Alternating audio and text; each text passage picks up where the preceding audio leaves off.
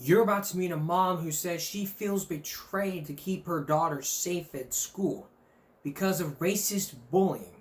This happened at Southwick Regional School in Hampton County.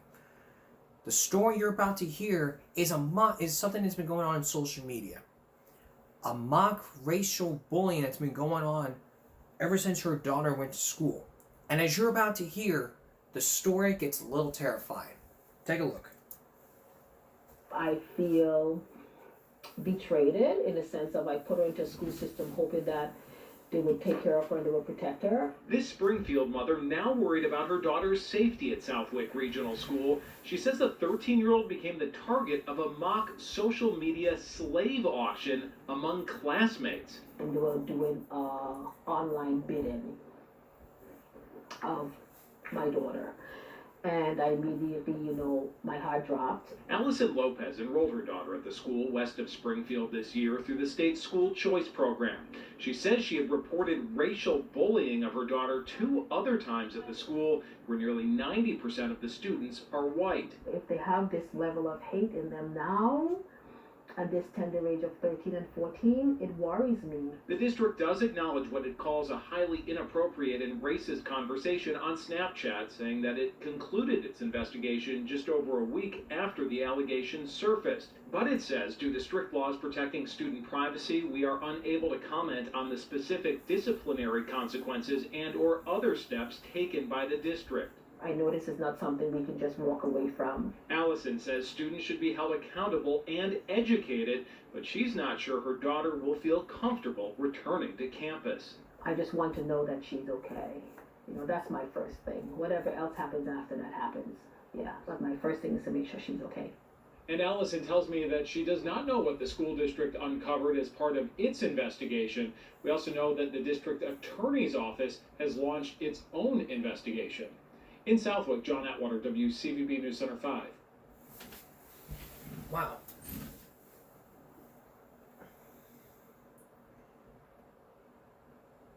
Now local leaders are reacting to the news.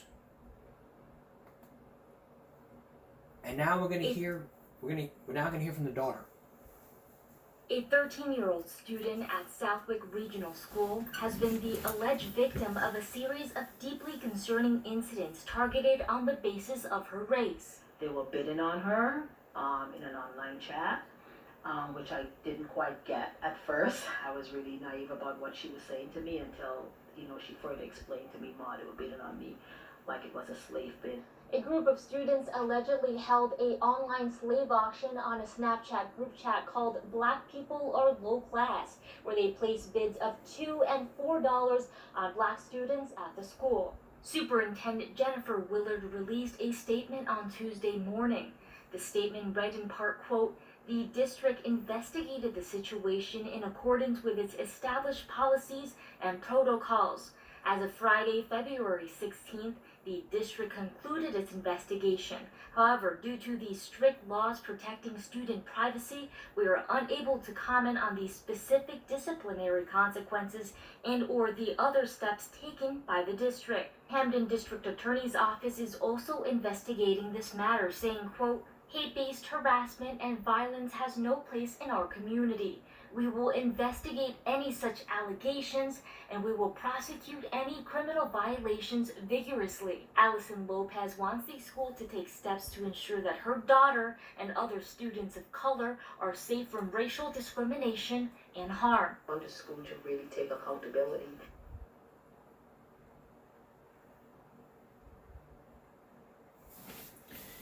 And as you know, this is bullying. And one of my steps is to help kids stop bullying, speak up. That's part of the group. It's the 4-year anniversary of the group, and because of what's going on, the only reason I wanted to put it on the group was because I created the group to help people learn how to stop bullying, speak up. Not just that, to help show the story. This is a story that deserves some common sense. Basically, it's just as simple as this. Listen to this statement and tell me if you think it's racist. Until, she further explained to me, Ma, they were bidding on me like it was a slave bid. A group of students allegedly held a online slave auction on a Snapchat group chat called Black People Are Low Class. Black people are low class, that's racist. That is judging the content of the character. That's judging the content of the character. I mean, think about what Dr. Martin Luther King said. I mean, that is bullying right there. And I'm glad that district attorney is investigating this and prosecuting. Even though these students can be like, hey, we better stop this right now because the district attorney is investigating. The better reaction would be, oh my God, I don't want to go to jail. The school knows, and now the parents know, the school knows, and now the district attorney already knows. Because he's going to start prosecuting out there, and y'all out there need some common sense.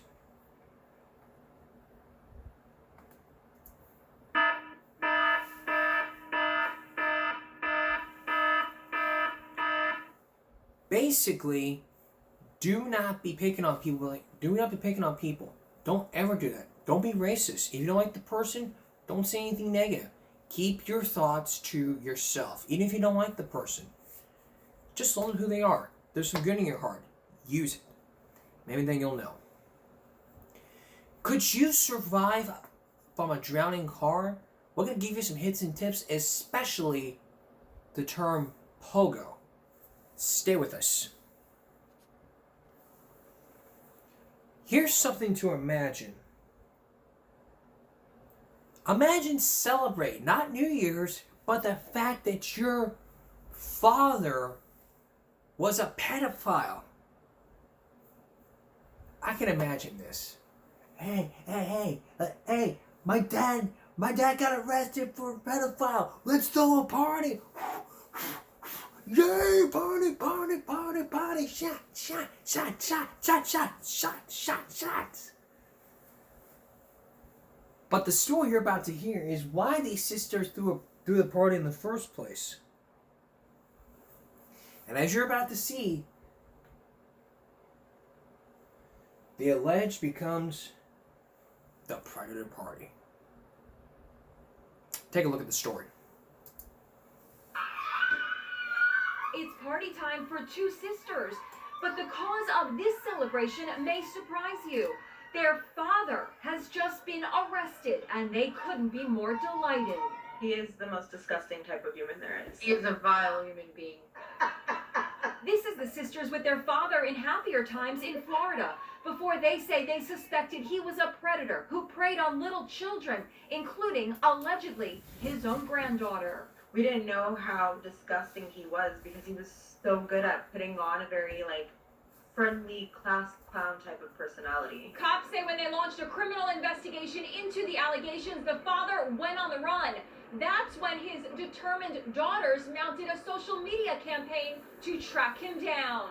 Please share, paint the city with his face. My father, Davey Albaran, is the family pedo. He is on the run and the cops are looking for him, goes this posting. Dad, if you're watching this, please just turn yourself in. Month after month, the sisters kept up their extraordinary campaign. What great lengths did you go to capture your own father, to put him in custody? We would speak out, we would stake out, we would go to places, we reached out to people, we would post online. They even raised money to put up a giant electronic billboard. There's been so many times that we were this close to finding him. Last week, the fugitive dad and his daughters, Anna and John 80, were featured on America's Most Wanted. You are so brave. You are so brave and tough. Hats off to both of them. They knew something wasn't right in their family and they did something about it. Now, victory for the sisters. Their father has just been busted after 451 days on the lam. He was found outside Tampa after he was recognized on America's Most Wanted. How does it feel that you had to go after your own father and get him arrested? Honestly, I'm not sad about it at all. I'm happy. I'm happy. I'm relieved. Davey Albaran is behind bars. He faces multiple charges, including sexual battery of a child. He has not yet entered a plea. I'd imagine he would plead guilty, or his lawyer would advise him to plead not guilty. Listen, If you're being accused of pedophilia, you need to fess up to what you did. Don't you dare sit there and say to yourself, I never did all this.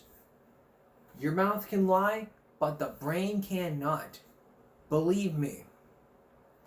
That's how people beat lie detector tests. They want to sit there and beat the machine. It is not that simple. It just ain't. If it was simple, we wouldn't be here talking about this.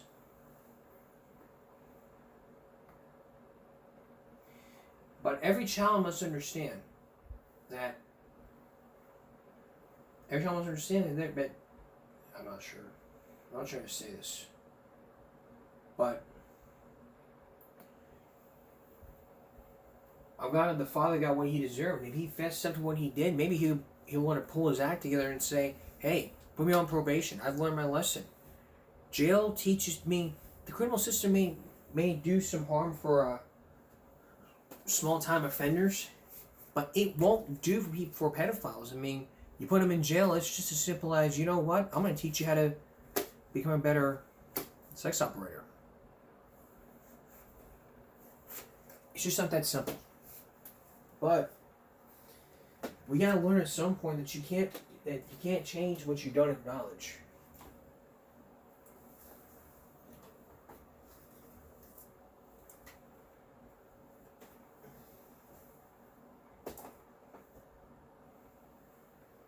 And look, I promise you this wouldn't be my first rodeo if it was.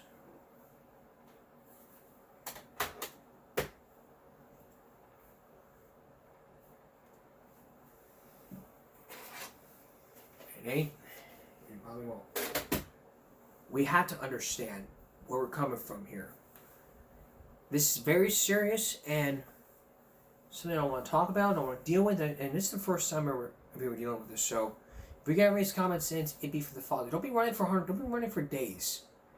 You want to sit, because if you did something you're not supposed to do and you want to run for days, well, good luck, because they're gonna find you and you're gonna be arrested for doing something you're not supposed to be doing.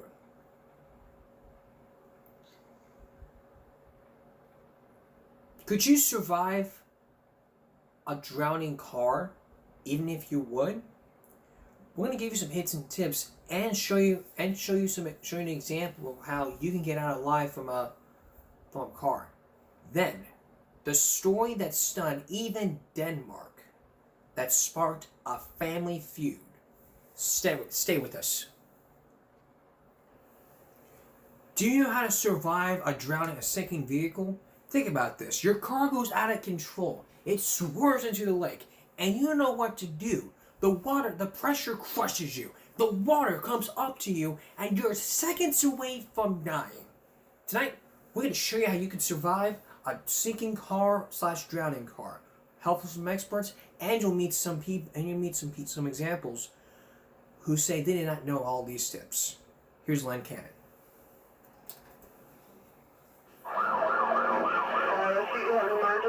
Yeah, someone just drove into the canal. Are they out of the car? It happens thousands of times a year.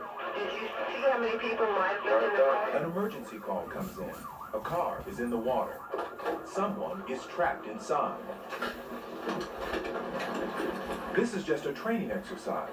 What we got? But in the Miami area, Metro-Dade Fire Rescue receives real-life calls like this every week. No, a car came down that road like 100 miles an hour and flipped over and rolled right here. Though this is a simulation, tensions are running high. How many people did you see in the car? I think I saw one guy driving. That was it. One guy driving.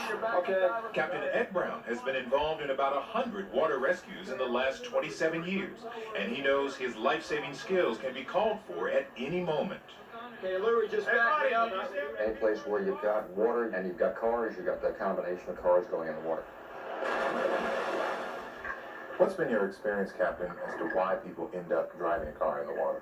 It's probably 1/3 alcohol-induced, maybe 1/3 elderly, and the other third could be anybody.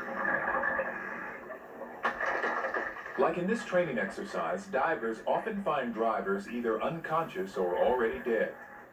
Most landed in the water for the same reasons they ended up wrapped around light poles. Too much to drink, bad weather, a collision that sends you spinning out of control. We all know famous victims of such accidents. Mary Jo Kopechne drowned when Senator Ted Kennedy drove off a bridge in Chappaquiddick. NBC anchor Jessica Savage and a companion died when their car rolled into a canal. But it can happen to anyone, anywhere. In Phoenix, a woman drowned when flash floods ripped across a road. In Peoria, 3 teens died in this frozen drainage ditch. A Spokane man drowned in this truck. A 75-year-old Florida man was killed when his car careened into a lake. According to insurance industry statistics, at least 292 people drowned in their vehicles in 1994 alone. And AAA estimates that in all, vehicles end up in the water as often as 11,000 times a year. So it can happen to you. But if you're prepared and know what to do, you can get out alive. Captain, God forbid it ever happens, but if it does and you end up in your car in the water, what do you do to get out? I like to tell people to remember the word POGO, P-O-G-O, pretty easy to remember. The P part is pop the seatbelt. The O part is open the window. The last part, the G-O, is go, get out. We decided to test Captain Brown's advice. Dateline got a car, hooked it up to a crane, and with me inside, dropped it into a South Miami canal. Most cars will float for 2 to 3 minutes before they sink, enough time to get out if you act quickly. The mistake most people make is that they panic, understandably so. The water's starting to rush into this car, coming up to the floorboard, now hitting my ankles. But you have to remember what Captain Brown told us, POGO. What do? First, pop that seatbelt. Secondly, open the window. And third, get out.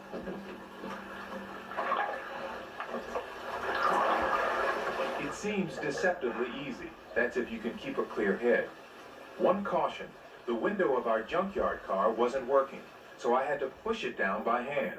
In your car, of course, you'd simply roll the window down or try your electric window. Later, we'll explain what you can do if it's not working. But don't panic, because panic can make you forget even the simplest things.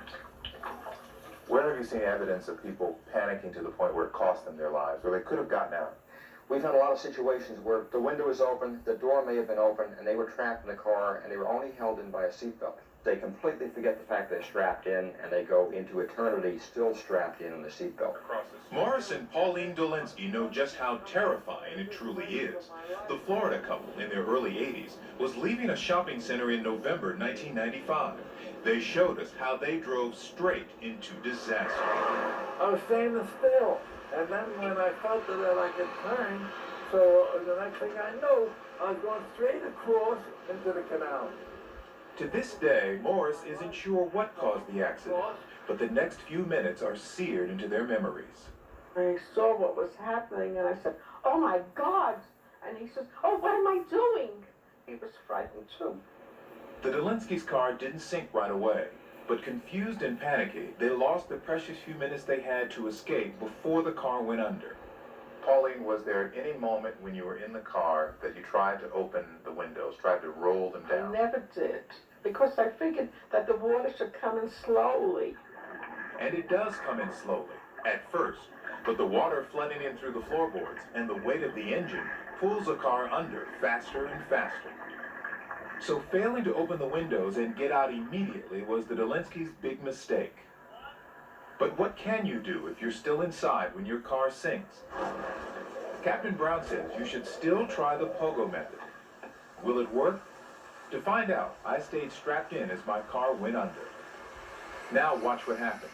Despite being trained as a scuba diver and having an emergency tank of air in the back seat, as the water rushes in, you can see the panic on my face.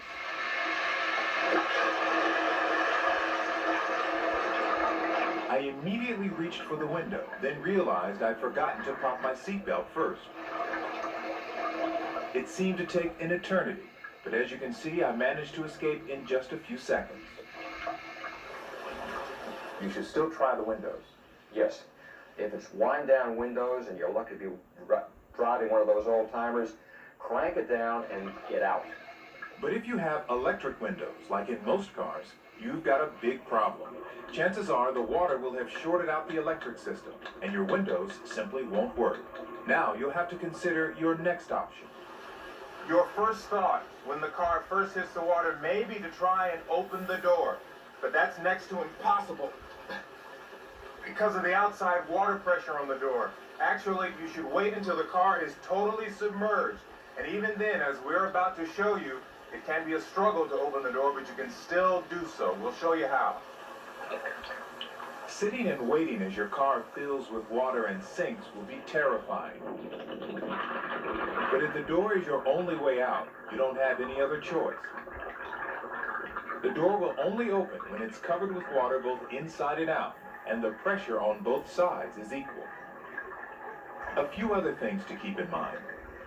There's a good chance your car may flip upside down as it sinks, so keep hold of something, the steering wheel, a door handle, so you can orient yourself when the car settles. And then there's the belief that you can survive by breathing trapped air. Don't count on it. In general, the air pocket, if one does exist, is very small. It may not be easily accessed. It may be only, a couple of quarts of air trapped close to the roof, and it may be highly contaminated with gasoline and other things that make it very unpleasant to breathe. Now let's assume the worst has happened. The car is now underwater, the doors and windows are locked, and you can't get out. What do? Well, if you've planned ahead, there is this device called a center punch, which is available at just about any hardware store.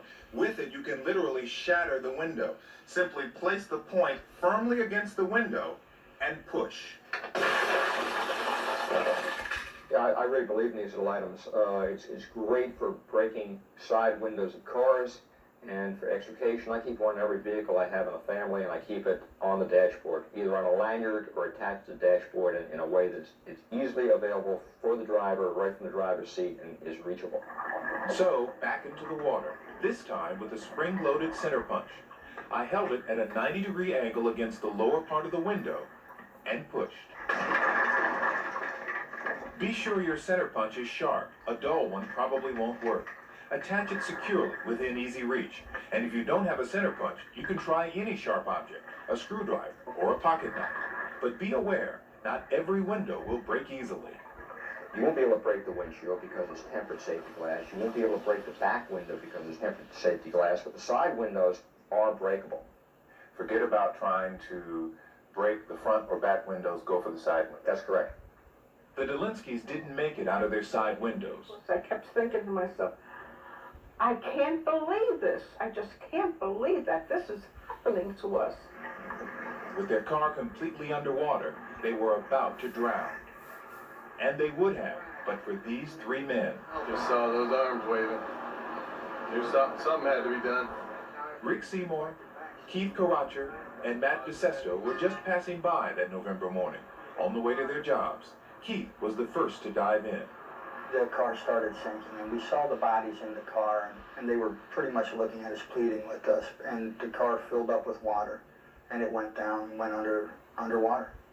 Well, I seen Keith and Rick go in the water, and they were screaming that they needed a hammer, and I knew I had a sledgehammer. And I climbed back up the bank, ran over to my car, got my sledgehammer, and dove into the water. I knew they didn't have much time left, so it was a pretty good-sized sledgehammer, and I hit the back window out. Once the window shattered, then what happened? Morris, he just shot right out. He shot up. Out of the back window? There was so much pressure that he just came shooting out. At that time, I gave him to Rick, and I went back down, and there was Pauline, and pulled Pauline out. We lived through a nightmare. The Dolinskis were lucky, but you can't count on someone being there at the right time with the right equipment to save you. As remote as it may seem, what happened to the Dolinskis could happen to you. And if it does, remember, you can get out alive. Think about the unthinkable. Think what could happen if you drove your car in, what you would have to do, and what you would have to do would be pop the seatbelt, open the window, and get out of the car. You should be able to be a survivor. Morris Dolinsky is no longer driving, but you'll be happy to know that this year he and Pauline celebrated their 61st wedding anniversary. Well, happy anniversary to them. Just remember, Pogo. Pop, open, get out. That's Pogo. But no Pogo for a family feud that's about to happen. Coming up, a case that sparked outrage in Denmark. But it started in Montgomery County. Now it sparked national attention all the way in Denmark. Jim Cummings with the story. Stay with us. How far would you go to protect your kids? You're about to meet a Texas mom who says that she would spend years in jail because of the father. Now you're about to hear the tale that sparked outrage in Denmark when it all started here in Texas. It's a family feud unlike any other. Here's Jim Cummins.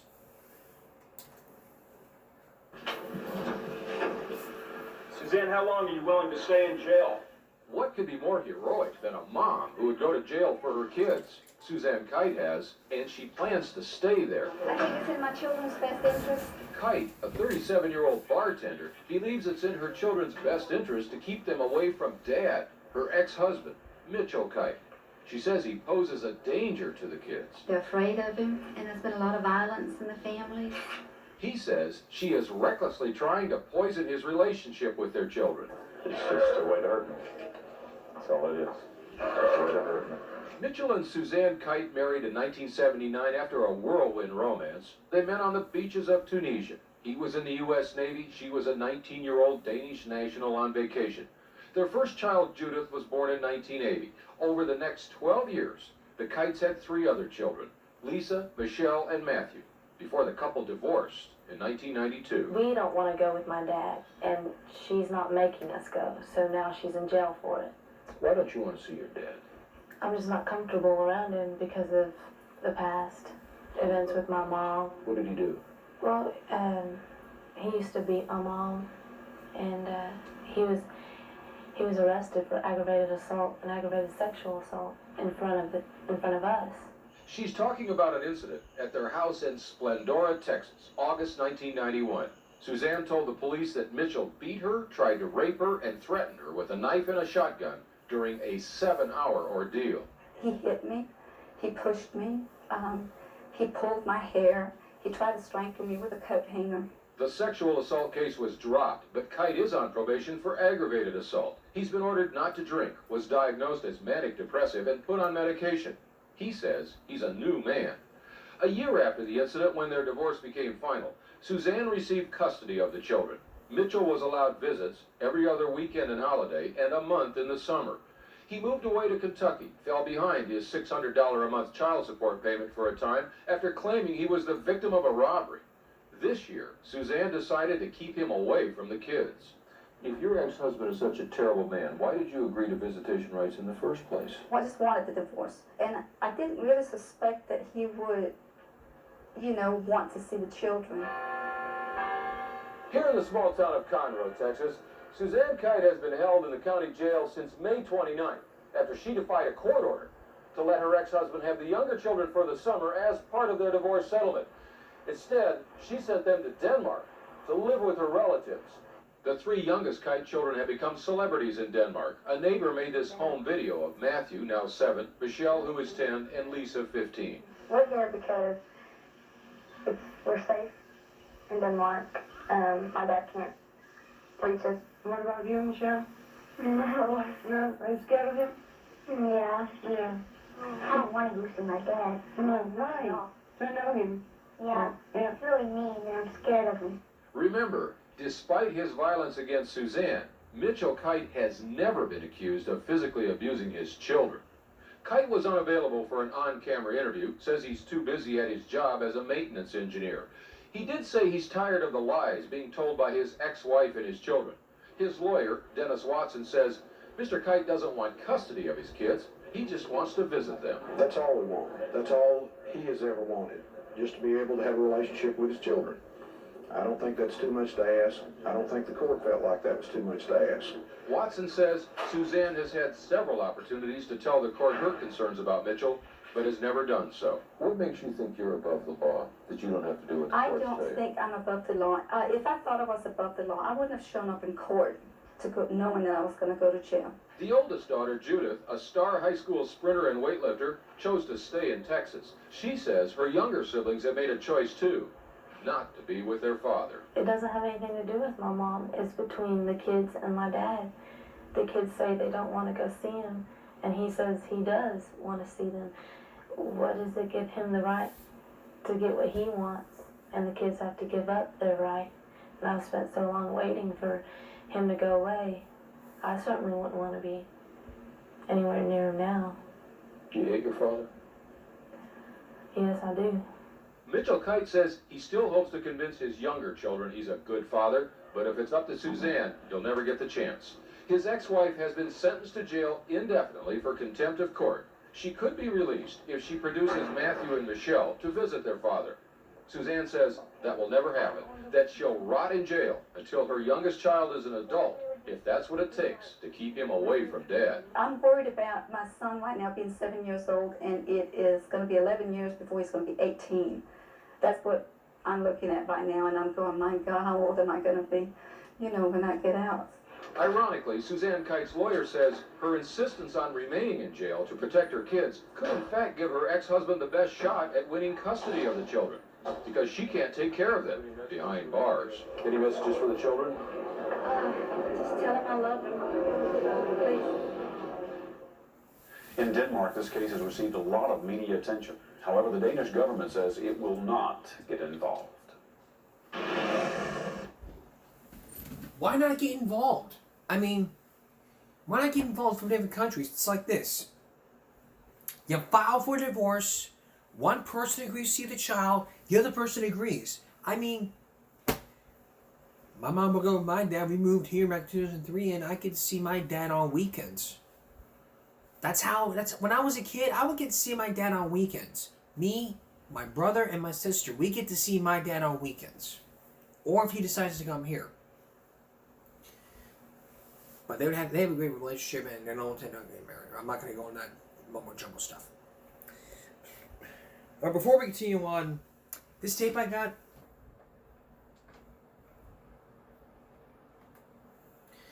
years ago, I got it from someone on eBay.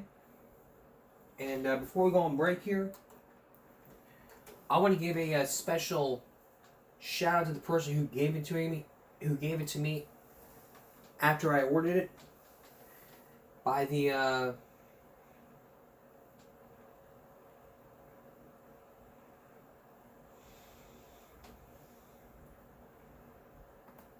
name of Pelican Cells. So, Pelican Cells, if you're watching this, and I recommend you watch it, I want to thank you for giving me this tape on my 3 days after my birthday. And yeah, I just want to thank you. Special shout out to you. Very special. So I find stories that they really just touch the heart.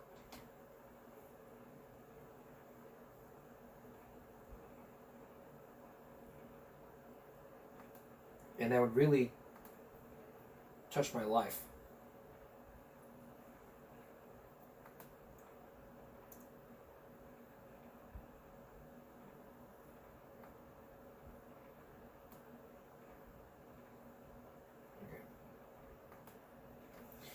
We're going to take a break. We'll be right back. Here is where we stand on the drug war. We stand on the drug war to where we legalize marijuana for medical use. But everybody has always asked the question, what if we were to put all the drugs on the market? Crack, cocaine, heroin. All the drugs are illegal. But what if we were to make it legal? It would be less crime out in the streets. But if you will, methamphetamines, and if you really think about it, if we decriminalize the drugs, a lot of people just get the drugs. In most states, it is illegal to use marijuana. Yeah, we'll have that at a marijuana store if you come up on a Throwback Thursday or on a Give 'em Break Classic. A century in prison for using marijuana? Come on. But for the mayor you're about to meet in a town, his plan would be to legalize all drugs so that this would never happen. Here's John Stossel. Cops versus dealers. It's become TV's longest-running show. What is a matter of life and death for police in every city is now a regular feature on the news. How many times have you seen this? Here's where they break down the door. Or show you the confiscated money. Or another record-breaking catch of illegal drugs. We believe that this ring is the largest cocaine trafficking ring ever organized. This one, they say, is going to put the big guys out of business. Most every reporter has covered announcements like that. I covered my first record-breaking seizure 20 years ago. So what's been accomplished by decades of arrests and raids? Well, lots of people are in jail, but as far as the supply of drugs, their availability, it hasn't made a dent. In fact, the police say the supply of drugs has increased during the decade. And when a big seizure does drive the prices up, that just makes the dealers richer. Baltimore patrolman Burl Tuller. There's too much money involved. For every dealer that you take off, I would say you've got 5 more waiting to take his place.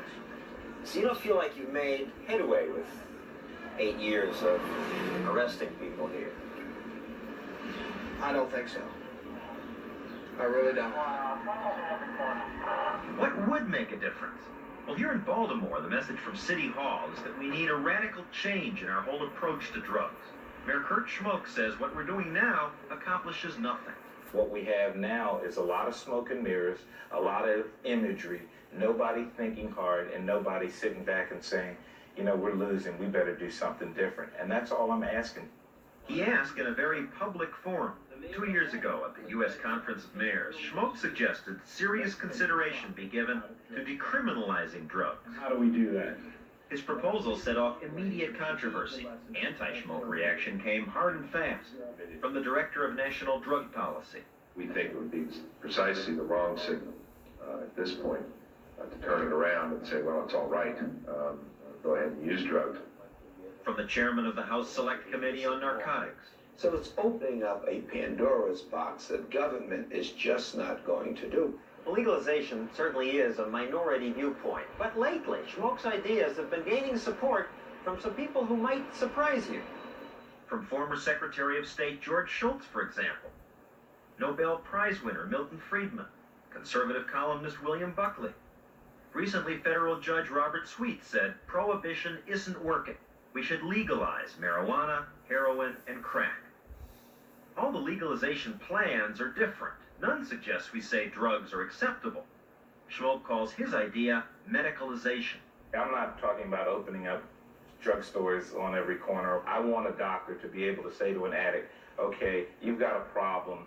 I am actually going to distribute this substance to you for a while to maintain you so you don't have to rob people, so you don't have to get it from criminals as a part of an overall drug treatment plan, the goal of which is to get you off of this substance. Since Schmoke raised these ideas, the establishment has frozen him out. Bennett's office, in preparing a report on drug policy, consulted the mayor of every big city except Schmoke. Even Schmoke's children felt the criticism. My daughter said, they said at school today that my daddy is for drugs. And I obviously had to explain to her, no, I'm not for drugs, but I'm also not for failure. The notion of failure is out of step with Schmoke's own success story. He's a Rhodes Scholar and Harvard-educated lawyer. He became mayor of Baltimore when he was only 38. Well, good morning, ladies and gentlemen. This is a great day in Baltimore. Thank you all very much for being here. Oddly, one thing that helped elect him was his reputation for being tough on drug dealers. As state's attorney, he had one of the highest drug conviction rates in the country. What changed his mind about drug laws? A friend who was a police officer working undercover in a joint federal city task force was killed. 6 years ago, in one of Baltimore's worst drug neighborhoods, an undercover detective wearing a hidden microphone met with a dealer. As they talked on the top floor of this apartment house, the backup team somehow arrived too early. The dealer panicked and opened fire.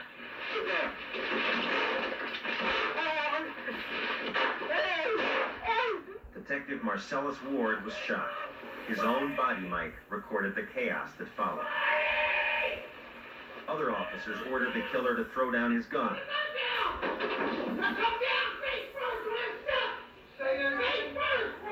They called for an ambulance, but it was too late. Detective Ward died in the line of duty. Listening to the tape, it kind of changed me a great deal. I would think seeing your friend shot by a drug dealer would have made you want to prosecute more. What that particular incident did, it made me think that the shooter thought more about money than he did about Detective Ward's life. And how can we, change that around? And it just seems to me we can't change it as long as there's big money to be made in drugs. If we don't have a strategy that takes the profit out of drug distribution, then people will continue to value the money more than they value human life. Schmoke's main point is that drug addiction is not as big a problem as drug crime, and that the crime is caused by the drug laws. No one's fighting gang wars or mugging people over cigarettes, after all. The violence occurs because the drug laws have created such a rich underground market. The profits now dominate the economy of the inner city. We try to make progress against drugs through education, but the most powerful educators are role models. We tell our kids, obey the law, work hard. In America, anyone can be a success. But in neighborhoods like this, when the kids look around, who's a success? Who's cool? Who has the nicest clothes, the nicest cars? The dealers. He had the power. He had the control. And the guys down there that was influential over everybody was the dealer. I seen the suits he wore, the rings he had on his fingers. Sure, I was attracted to that lifestyle. Alex Sutton has used drugs and dealt them since he was 14 years old. His childhood role models were drug dealers. I didn't pattern myself behind the Jesse Jacksons and the Martin Luther Kings because they were, to me, out of my reach. You see? But these guys were in my reach. They was in my grasp. But I guess wasn't successful like they were because, I always ended up in jail. Last year, we arrested 19,000 just on drugs. Our jail can't exceed 2,700 people. So where do we come up with the jails for those 19,000? We have, in fact, created a wholly out-of-control crime problem. And I think that there's a better way, there's a different approach. What if we just spent a little more money or really fought the war? Then we win. Don't you hear Lyndon Johnson? Don't you hear back in the 60s when they said about Vietnam, if we just put a little bit more, one more hill to take, one more village that we're going to get, a couple more thousands of young men in there, and of course we had disaster.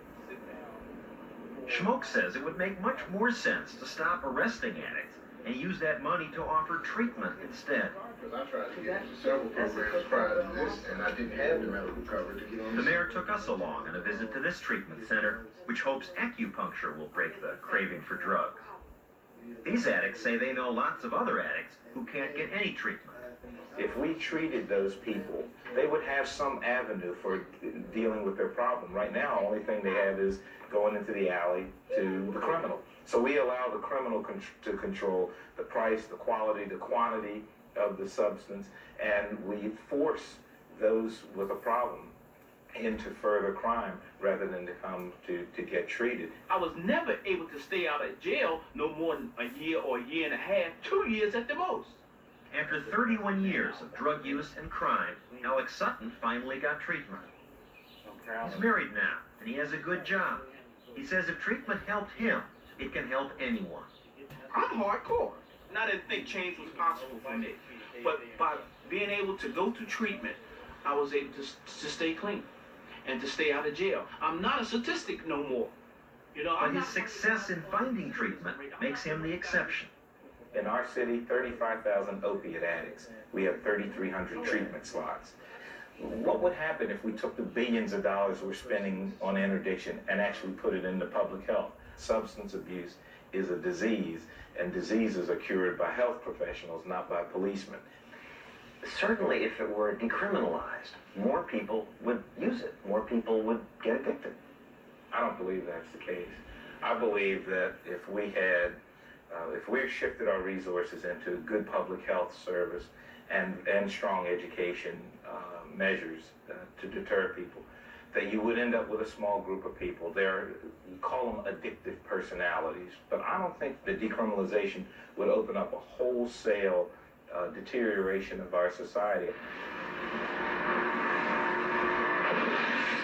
Schmoke says that spending so much energy and money fighting drugs makes it much harder to run a city. And running cities has never been tougher. Schmoke's doing it with roughly half the federal funds his predecessor had. In older industrial cities like Baltimore, deserted factories translate into fewer jobs, lower tax revenues. For every patch of development like the revitalized Inner Harbor, there are neighborhoods where unemployment, illiteracy, teen pregnancy, and AIDS demand immediate attention. The world is a rainbow. Many kinds of people. Sing. It is so much of people. Schmoke sees education as the best hope for solving his hometown's problems. He's made Baltimore's slogan, the city that reads. Hey man, what you got there? Chicken pox. Let's keep walking then. How you doing, man? Everywhere he goes, he hands out bookmarks, souvenir symbols of what he feels is a better strategy against drugs. For your books. He just wishes he could spend some of the drug war money on illiteracy and the city's other problems. So I'm not asking for new money. I just ask the national administration to consider the existing money that we're spending and put that money into other programs rather than a flawed war on drugs. I think it'll make a difference in the lives of these young people that I see around here. I can't guarantee what the results are going to be under a decriminalized approach. I can sure guarantee what's going to happen if we don't change. And that's what really scares me, because we got more black men in prison than we have in college. We've got more addicts, more victims of crime, more perpetrators of crime, more people in jail, now disproportionately high rate of AIDS, and that's supposedly success in the war on drugs. Our people are suffering and suffering terribly. That's not what I want for this city.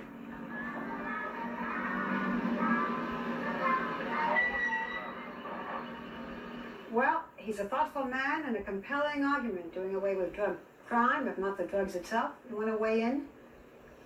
Well, after listening to his people and the other side, I think Schmoke's side Sorry.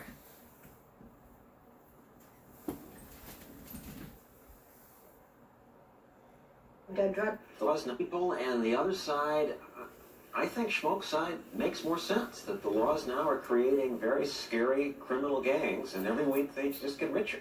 The law doesn't accomplish much. I'll be the devil's advocate. What about people, especially those who head drug rehab programs, who say that it means that there will be more drug users? Well, it's very frightening, that thought, and we don't, of course, know what would happen, and maybe more people would take the drug, and maybe that makes What happened in Prohibition?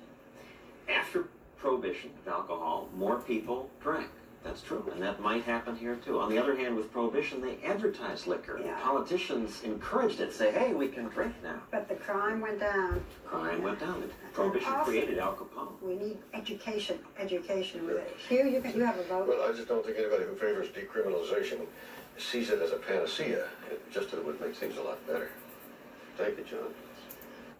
And if you're familiar with this story, earlier this season we had a story about losing America's drug war. The heroes and the hype. A story about the same thing that's going on, not just in this country, but all the way overseas. The common sense key to this is one thing, as they talked about.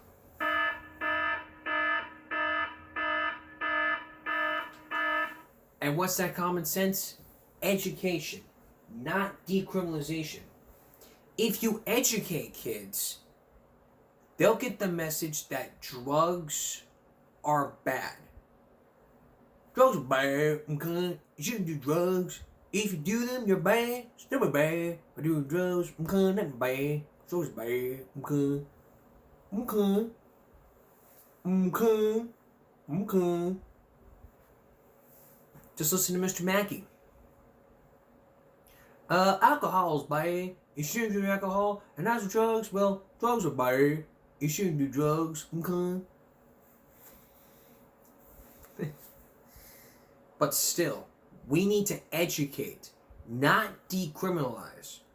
Heck, in California, it's legal to use marijuana for medical purposes. But if we would decriminalize all drugs and not educate, everyone thinks it'd be so cool to smoke some crack, shoot up some heroin.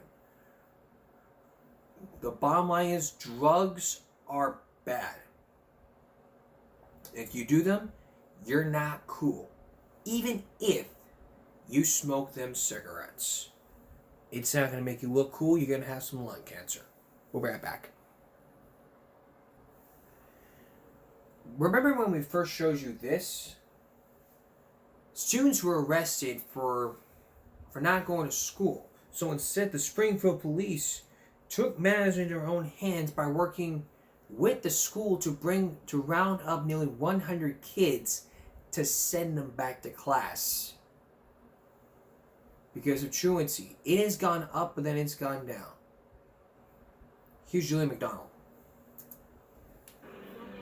Nancy Jones Callens has been watching Springfield high schoolers cut class and hang around State Street for years. They can walk in at 9:15 after they have indulged in marijuana in the park, and it has gone as far as students having sex on our church property, and some of them stay out all day and wait for their buses to take them home. Police officers don't monitor truancy. It's the Hampden County Sheriff's Department and school attendance specialists who are in charge. The problem had gotten so out of hand in this neighborhood, though, that Springfield police officers stepped in to help. They met with the Sheriff's Department and the schools themselves to come up with a plan to collect the kids and bring them back to class. They literally drove around Springfield and rounded up close to 100 students on buses and in cruisers. One from Putnam Vocational Tech, 2 students from Springfield Central, and the rest from the High School of Science and Technology. Police arrested 2 students after finding brass knuckles and marijuana. Bottom line, we're just trying to get these kids to go to school. That's the only thing that they have to do as teenagers, is to just go to school. There was a lot of them that were joking and laughing on the school bus. They thought the whole thing was a field trip. Springfield Superintendent of Schools Daniel Warwick told 22 News in a statement, truancy has gone down from 5.4% in 2010 to 3.8% this year. What we did today is just a Band-Aid for the problem. So if nothing is done to correct this 6 months from now, or not even 6 months from now, 6 weeks from now, we may be out here having to do the same thing again. Julie McDonald, 22 News. Well, if you see school-age students out of school during school hours, you can call the school district's truancy hotline. We have that number on our website, wwlp.com. Hold on a second. I'm going to finish this real quick.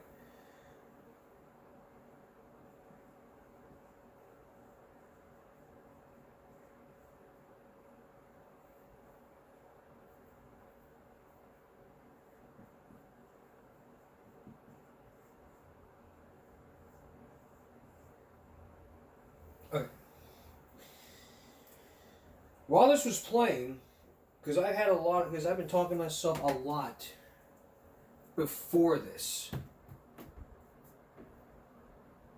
And I wanted to put this up to show you guys. What I've done while this was playing is I've drawn up a compare and contrast board.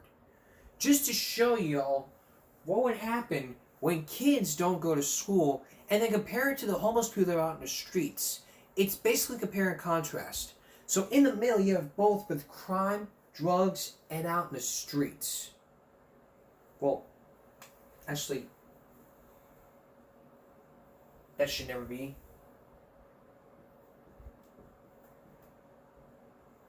I'm sorry. And with these kids, with kids not in school, building experiencing truancy, not in school, staying home, and working. But in the middle here, you got crime, and if you watch early reports, what you would be witnessing was that when kids are not in school, statistics will tell you, they're not staying home eating popcorn, or whatever. They're out breaking into cars, breaking into houses, doing drugs, things of that nature. Crimes and drugs. That's what these both do.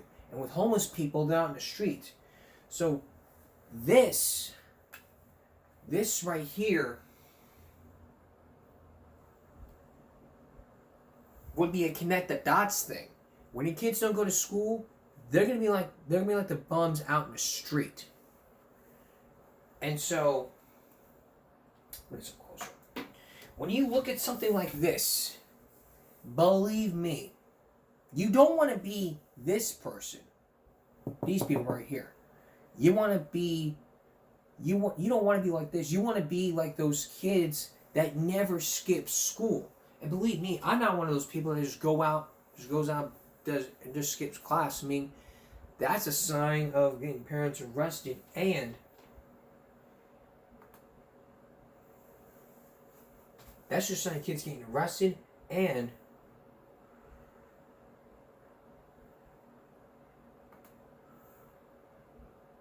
that's just a sign of kids getting arrested, and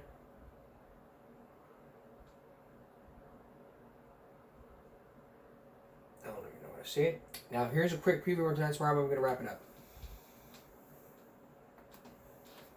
Please don't stop! Maybe just try defending yourself.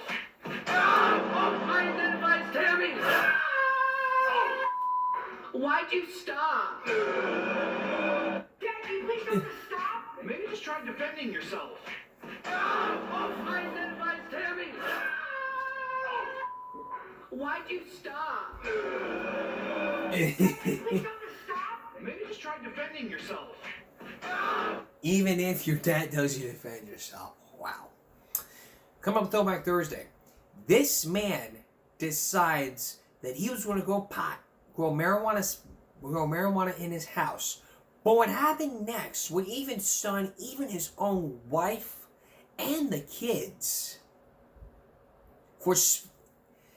This man spent a century in prison just for growing pot. Would you even spend a century in prison for growing pot? And who would suggest to him in the first place? It sparked outrage, and it's just a war we're not winning. On Friday, we're going to continue more about the drug war, and could you survive the runaway train? This man did, until he was buried full of beans and train parts. That's on Friday. That's Give Me a Break for this Wednesday going to Thursday. We'll see you again for Throwback Thursday. And for all of us here at YouTube, and Give Me a Break. Stop bullying, speak up. Concentration, not strength. No jaywalking. It's your body, your choice. I think we have time to, there's one more thing on any dress code violations this year.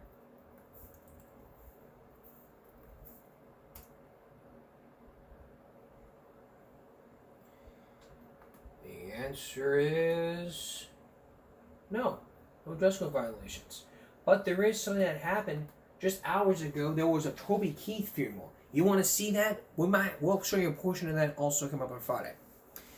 Good night, everyone.